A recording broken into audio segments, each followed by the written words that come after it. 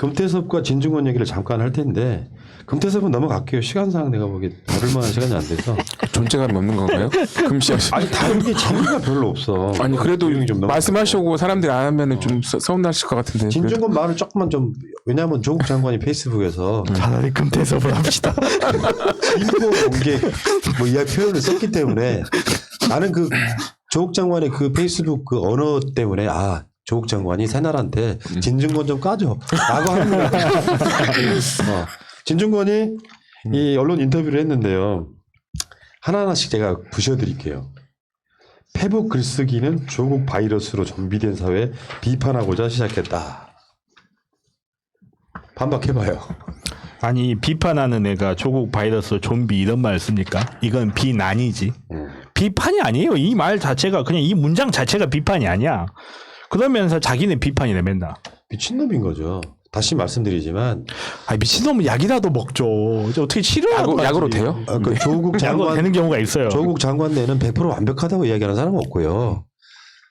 과해도 너무 과하다. 그 과정에서 검찰의 모든 폐해가 드러난 사건이에요. 그러니까 조국 털기 위해서 검찰의 모든 수사력이 동원되는 이걸 보면서 그럼 니들은 이런 이야기 당연히 나올 수밖에 없잖아요. 그게 건강한 사회죠. 근데 조국 바이러스로 좀비됐다라고 표현하는 것 자체가 악의적인 거죠. 상대방 낙인 찍기. 그 검찰 개혁을 외치는 사람들을 좀비라고 표현해버리는 이 악랄함. 두 번째. 좌파 지식인들은 기득권이 돼서 비판 발언을 안 한대. 좀 미친놈 같은 게요. 다시 말씀드리지만 좌파 지식인이 우파가 정권을 잡을 때나 좌파가 정권을 잡을 때나 똑같은 분량의 비판을 하는 게 정상이니? 왜? 저쪽은 수구적폐 세력이에요. 그 사람들에 대한 비판의 양이 많아도 훨씬 더 많은 게 당연한 거잖아.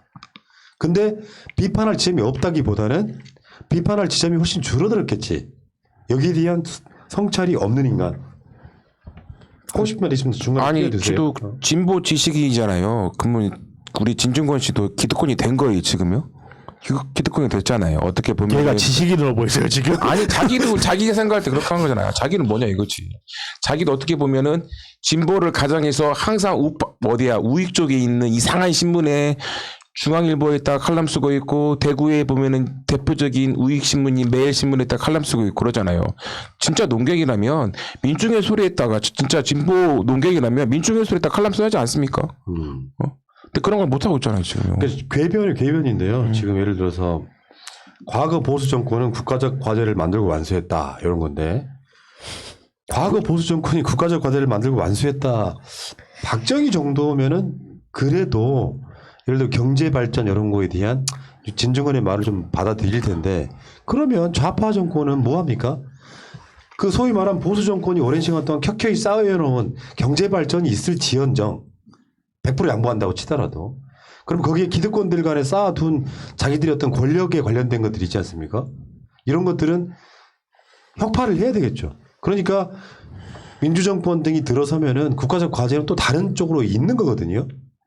예를 들면 검찰 개혁도 그 중에 하나예요. 근데 그거는 못하게 하는 거야. 도대체 이명박이 무슨 국가적 과제를 만들고 완수했죠? 뭐 칠 수 있는 사기는 다친다? 이게 국가적 과제인가? 사태가 박근혜가 도대체 무슨 국가적 과제를 만들고 완수했죠? 패션쇼? 아니면 화장실 교체?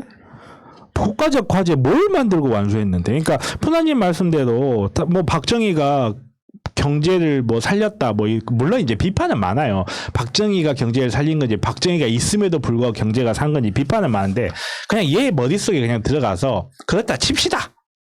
그랬다 칩시다.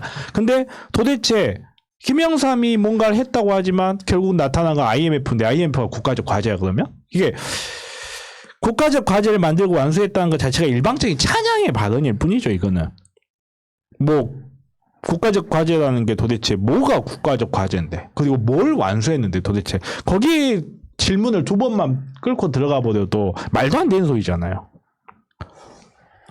그다음에 윤석열 총장 징계는 법치주의 국가에서 명분을 잃었다. 하참 이 새끼네. 법치국가가 법대로 추접한 주의도 아니고 법률적으로 치졸한 주의? 뭐 이런 뜻으로 알고 있나? 그러니까 골 때리는 게 윤석열의 비리, 검찰의 비리는 눈에 안 보이고요. 임기만 주장하고 싶은 거예요. 법치주의 국가에서 임기를 보장해 줘야 된다를 이렇게 왜곡된. 그러니까 이게 이제 예를 들면 그 한치혈을 통해 가지고 세상을 왜곡시키는 곡학 아세 뭐 이런 대표적인 인물 같고요. 윤석열 총장의 징계 취소 소송 이것은 법치를 지키기 위한 것이래. 아 윤석열이 이제 대변인이 됐구나 이제. 아이고. 윤석열 대변일 것 같은데 예. 대변인은 아니고 대변. 여기 똑같습니다. 여기도 마찬가지로 박근혜가 탄핵당했을 때 똑같은 이야기 할 수 있을까요? 왜 윤석열은 예를 들어 직무를 정지시키면 안 되냐? 거기에 아무 이유도 없는데 억지로 뭘 만들어가지고 그렇습니까? 한동훈 것만 해도 윤석열은 해임감입니다.